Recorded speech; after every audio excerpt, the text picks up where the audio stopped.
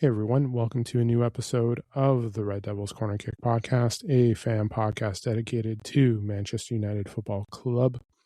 As always, like, subscribe, follow, whether it's on Apple Podcasts, Spotify, or YouTube. And also don't forget to follow on social media, Instagram, TikTok, or X. Thank you to all those who have followed, commented, liked, whether it's been on social media, Instagram, TikTok, X, YouTube. Greatly do appreciate all the support as well in the comments. I greatly do appreciate it as always. It is Tuesday night. It is a little late. I hope everyone enjoyed their weekend. Whether you had the long weekend or a 2-day weekend, I hope everyone did enjoy it. But yeah, we're back at it. It's been a unique couple days for Manchester United, for the men's squad and the women's squad. Saturday's episode, I talked about just doing an episode today on what I want Carrick to do. I'm going to talk about some other stuff before I get into that, just because we've had some changes happening. Now, transfer-wise, nothing has changed. Linked to certain people expecting this, and this. There is now also talks of where they may not continue with another midfielder signing because they are happy with Mason Mount. Everyone has expressed themselves. I will express myself with this, and I've even said something on my Twitter post, and I posted it on all my other socials. I do enjoy Mason Mount. I know he's talented. I know he's great. There are injury concerns. We are going to be playing Champions League, Premier League, Cup tournaments, so on and so forth. You know what I'm referring to. Is he going to be fit for all that? And are we going to be okay?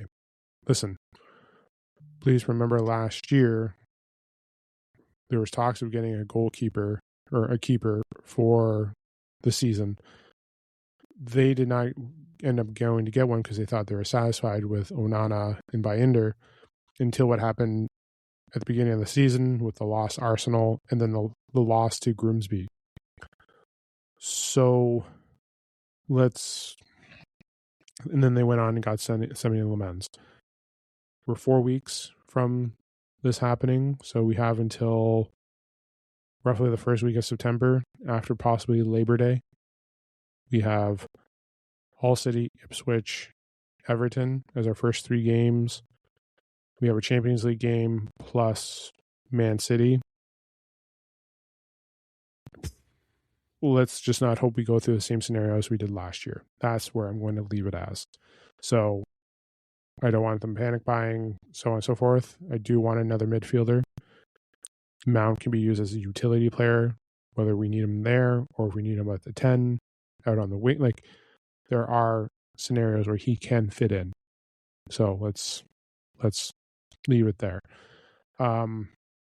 So yeah, that is a disappointment when you're hearing the news that there will be no more third midfield signing. So we'll see.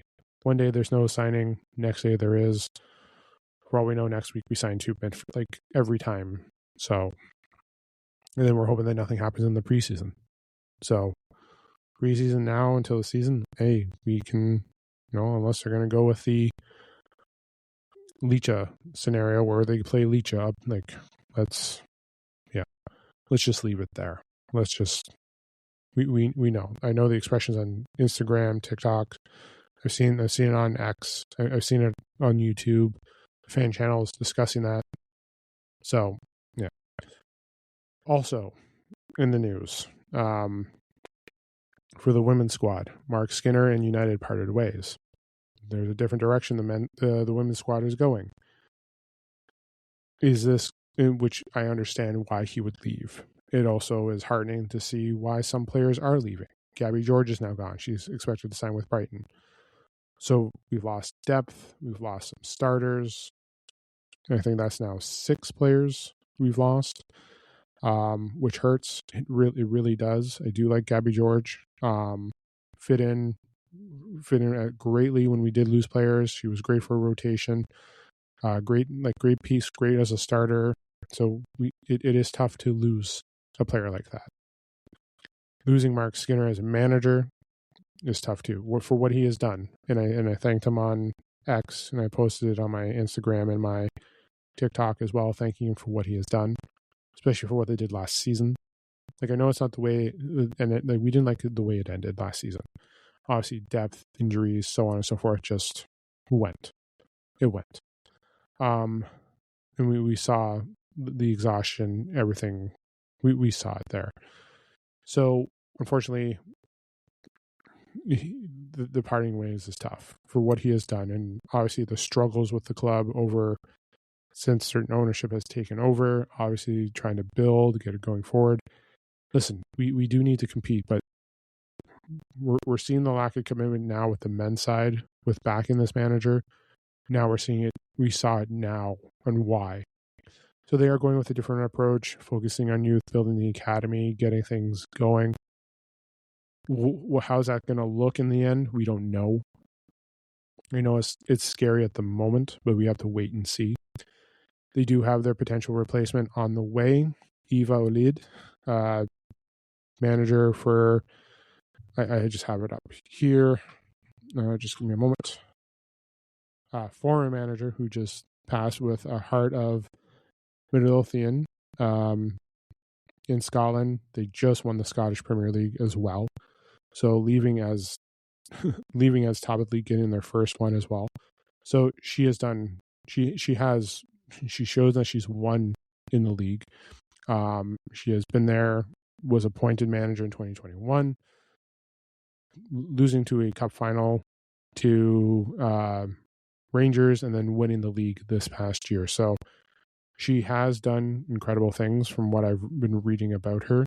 So, from what I've read too, people making comments, her work with the youth. So helping building the young players, getting that ready to go, because it sounds like that's the direction Ineos and the women's squad are heading towards, focusing on homegrown players, building it up through the system, getting ready to go. So we will see. I know a lot of fans seem excited with this potential signing. I've seen a lot of good things. I know the direction has a lot of fans concerned, myself included, on how that's going to go. So we have to wait and see.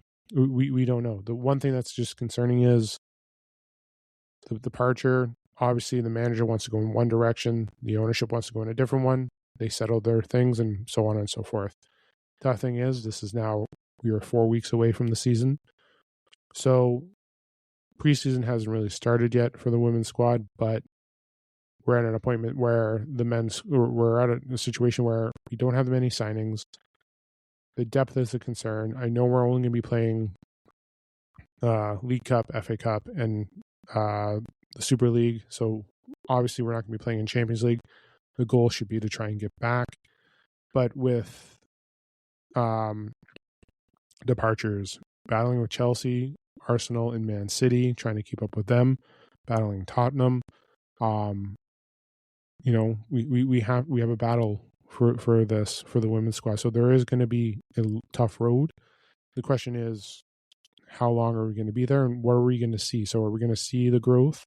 Are we going to see the development? Are we going to see, because I know United have been signing professional contracts for some people who made debuts last year. So it's just a matter of how are we going to see this women's squad go this season. And it's tough because we're still within like 24 or 48 hours of Skinner departing. Now they're having the appointment. So the fact that they went to that appointment within a day shows that it looks like they've potentially, well, I'm not going to speculate. I'll just leave it there. No speculation. So, but yeah, here we are. We're in a different stage with Manchester United right now with the women's squad. We're going in a different direction. They don't believe the funding and trying to keep up with those clubs to help. So United are in a different direction at this point. So, but yeah, it's been an unusual 24 hours, especially with Skinner, the appointment now, the new manager, hearing the news about not another midfielder. Still no idea, and I know they're looking to target Lewis Hall. I know a $60 million bid. There's no updates on Kone from what I've been seeing. So right now we're in a lull with the men's squad. So I hope the women's squad do get more signings. From my understanding, we only have one, but I hope we start getting some more signings as well. So as of today, yeah, it's a new direction for the women's squad. So we'll see. It will take time. Again, I'm going to do games.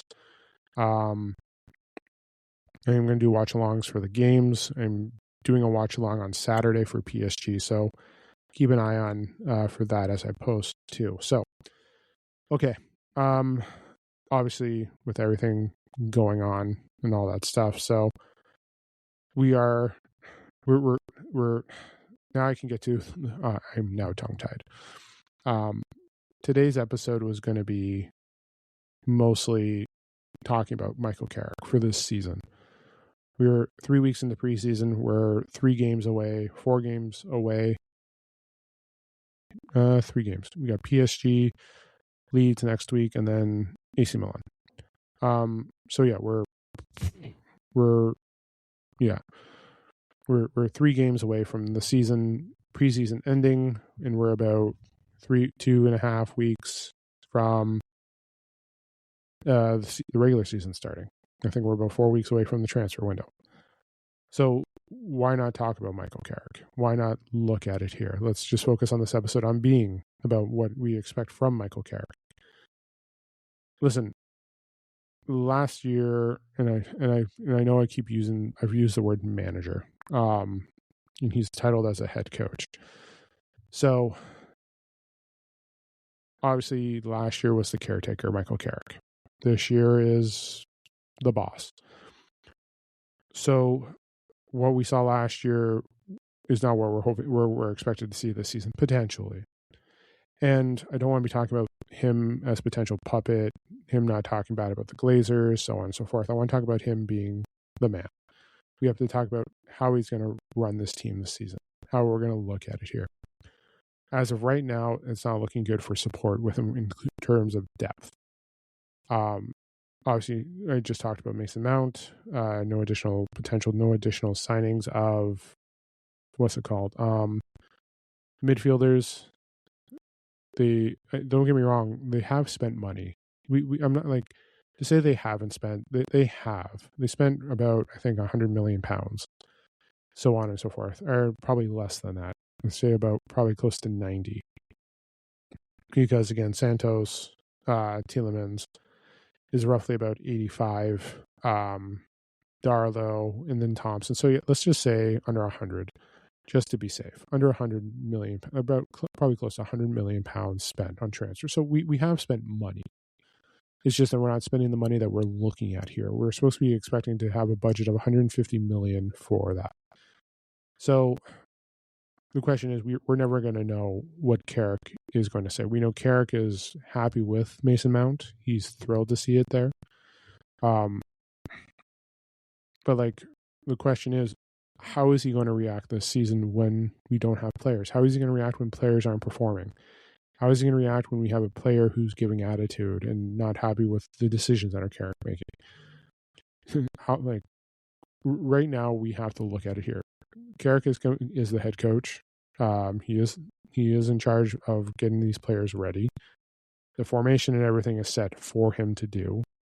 The question is now can he get them ready? I'm not going to be asking for him to be sacked right away. Even though I know there's fans out there that have been talking about it, but what I'd like to see this season is consistency, an idea of a formation, or idea of I shouldn't say formation of tactics. Listen, this team plays transition counterattack. He wants to do possession based. Wilcox even talked about trying to do possession based. Will they stick by those guns? Because we had managers that wanted to do that, especially the last two. We'll see how that goes. Consistency, managing players, managing egos. How are we going to do this? Like, what's he going to do with rotation? Because you can't feed everyone. With this rotation, we don't. With this rotation, he's going to have to play it. I won't say close to the chest, but he's going to have to be consistent with it. Not everyone's going to play Premier League, Champions League, then Premier League matches. So I'm rooting for Carrick this season. I am. I'm not going to go question, like, don't get me wrong. I will be questioning certain things. It's always easy to question after it's done, right? So that's the thing. So when looking at it here, Carrick is going to be facing an uphill battle this season. And I mentioned it. I want consistency. I want to know what the tactics are going to be like. I want to know how he's going to handle the rotation. I want to know, like, the discipline. I don't care about videos being shown out of tactics and what's being done. I want to see the transition. I want to know is how is he going to rebound? He's going to face challenges. Please remember, the caretaker then to now is going to be different. It is. There is different. This is no longer Michael Carrick, the caretaker. This is Michael Carrick, the manager. Carrick needs to be there to get everything ready. He has to be there, and he's going to be the face of it. He's going to be the face of their struggles. He's going to be face when things aren't going right. The question is, how is he going to adapt and how everything's going? What is his tactics? What is his movement? What is he planning to do? Is he going to lose it? Is he going to express frustrations? Are we going to see those frustrations? Like, I'm not saying he's going to call them out, but he's going to have to he's going to have to say something if something doesn't go right with the transfers. He is being handed players, and he's told to manage these players. The idea of how he's going to work the attack, it's hard to say. It really is. It's hard to say how things are going to go. Up front, we have a cluster of Cunha, Embuemo, Sesko, Xerxes, now Marcus Rashford, Dorgu. What are they going to look there? I know you have Thompson, who was just added on, Amad Diallo. So you're looking at how you're going to be trying to control those players. So we have to wait and see how that goes. How are they going to rotate? How are they going to move? Like, the talks of Carrick excited that Rashford's coming back. How is he going to use Rashford? Is he going to be able to handle the attitude of Rashford? Because we've seen what's happened with the last two managers. Kobe Mainoo is going to be rotating. Kobe Mainoo is still developing. He's still 20. Kobe Mainoo is going to have some competition. Santos, Tielemans, Bruno, now Mason Mount. Why was it Mason Mount starts playing better than him? But the only reason why Mainoo is playing because Mount can't be healthy. What I'm looking to see is how is he going to manage all that? That's what I'm going to see. How is he going to attack a game on a Saturday when knowing Wednesday he has to prepare for Champions League? Will he use players? What is he planning to do? How is he going to look at it? Let's say you're playing Real Madrid on a Wednesday and you're playing, let's say, Fulham on a Sunday. There's ideas there. But how is he going to adapt when they're defending the counter too well? Is he going to adapt? Are we going to see formation changes? Carrick has a lot of pressure on him. And I know I've mentioned it already, but I would like to see him. I want to see him adapt. I want to see him make changes. I want to see him be able to have to pull someone off and get a player benched because they aren't playing well. Will he bench our captain? Will he look at players who the fans favor? Will fans be upset with him if he's not starting a certain player? We're upset that he wasn't giving Mazraoui much of a chance last year. Remember last season, I said this at the beginning of the year. I said there's not enough football and too many mouths to feed. And we saw that happen. We saw the results of Kobe Mainoo.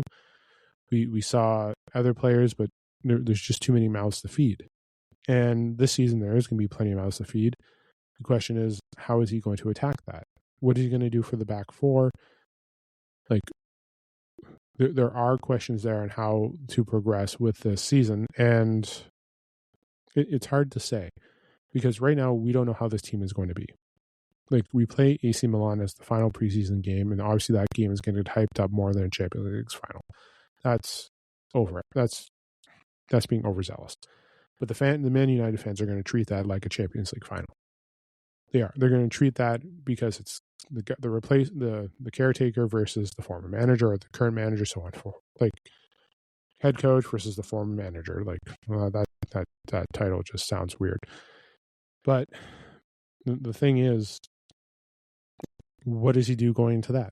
The question is, what does he do if they win and they lose to Hull City? What is the response there? How is he going to respond to that? So, like, there is going to be questions. The health of the players is going to be questioned.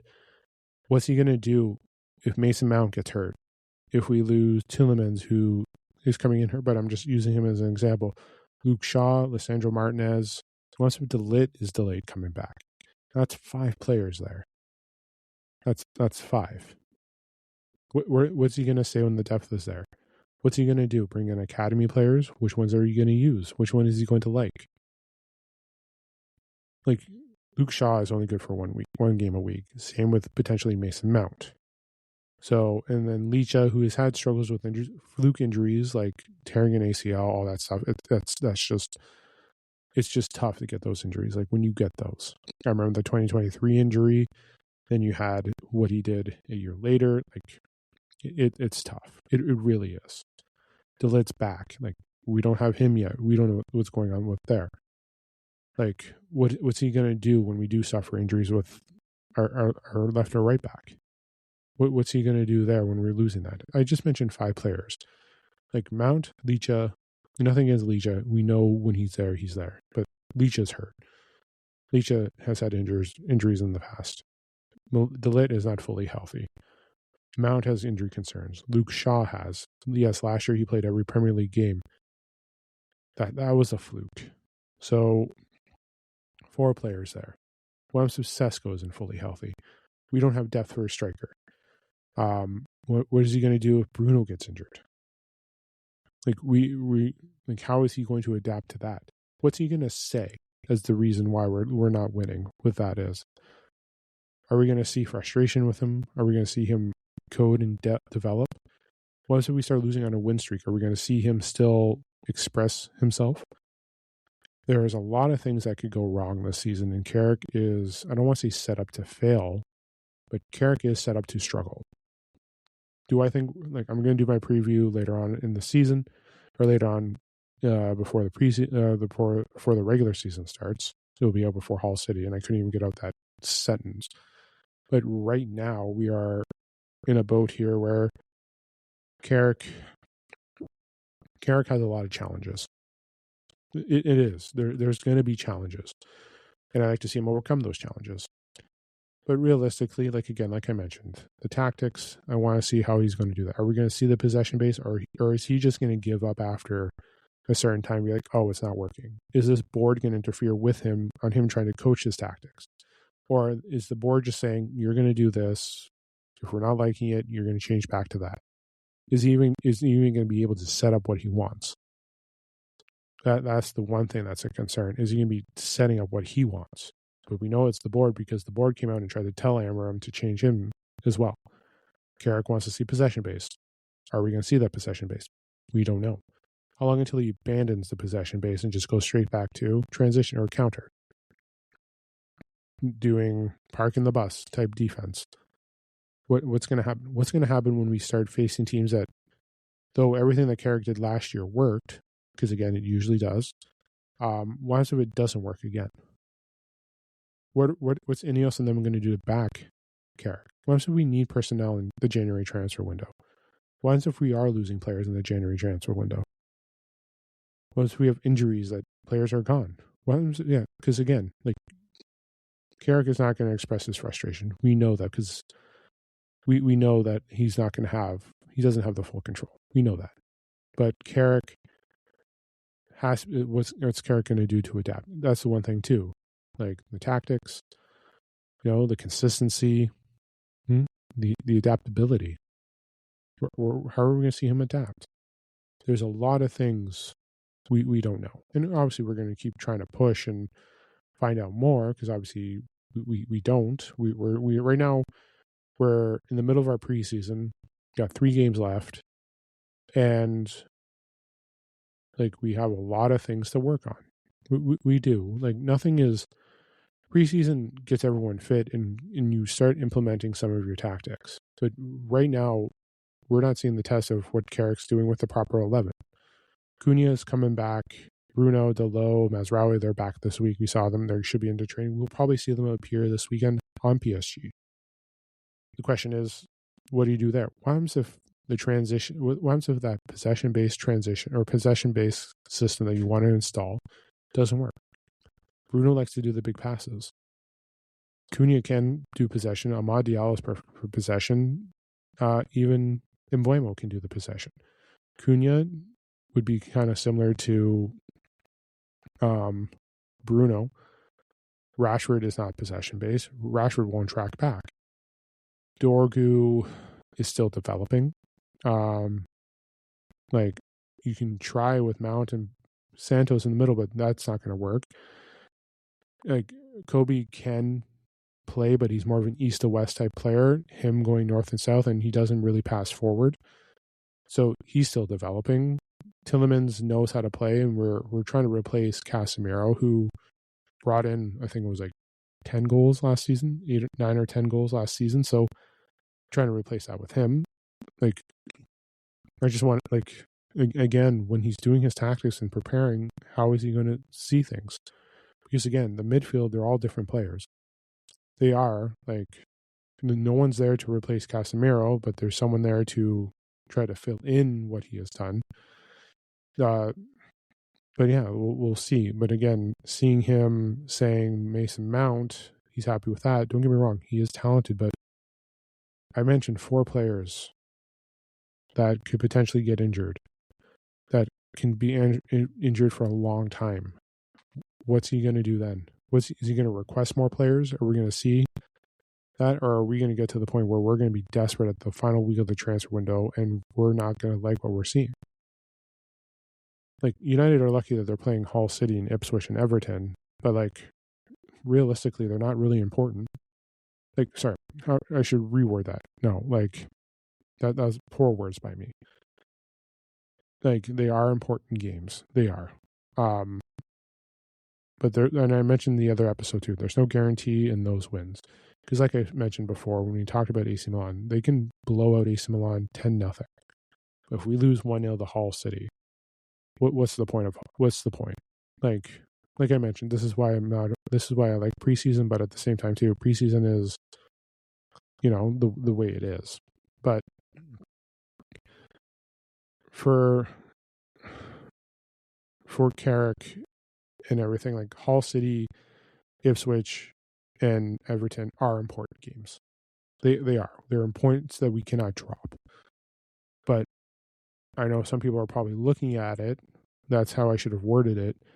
That they should be walkthrough games, and I'm guaranteeing this board is looking at that as well.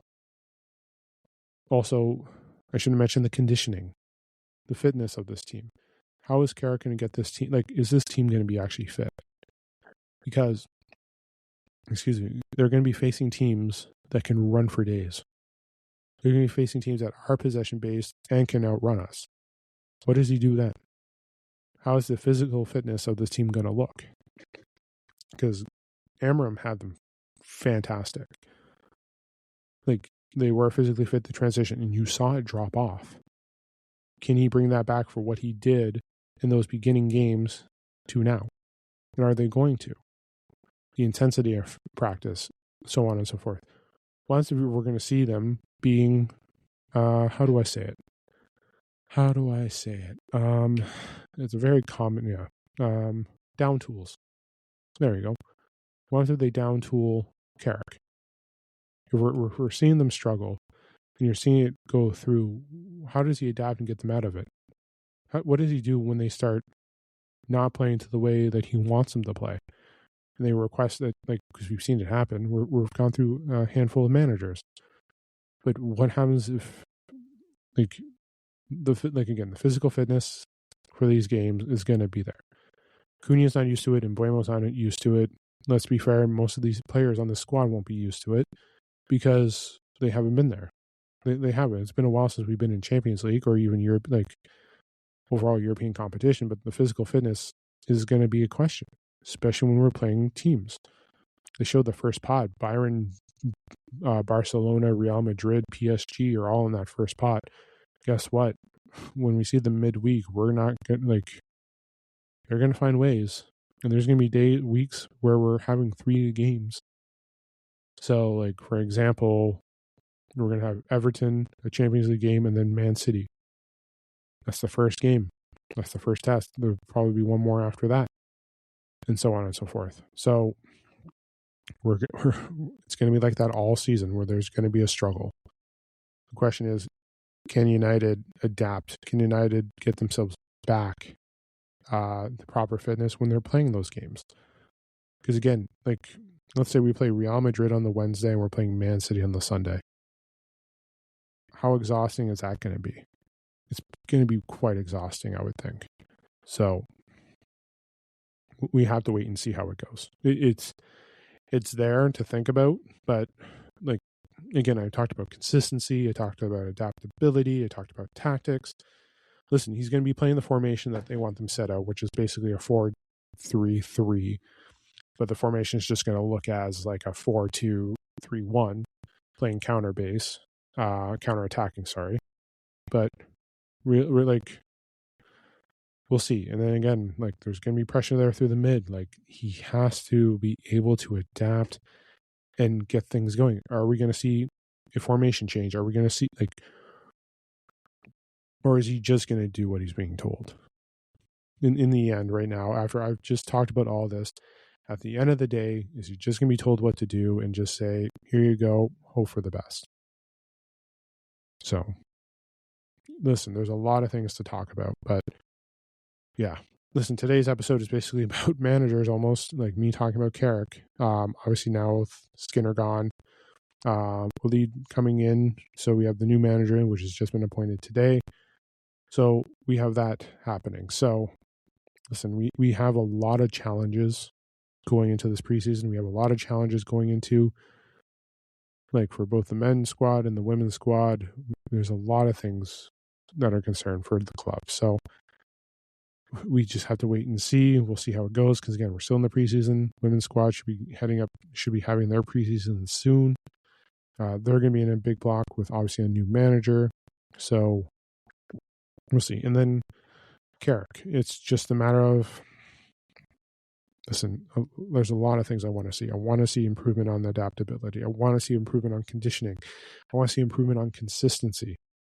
Because what happens if we lose to Everton 1-0?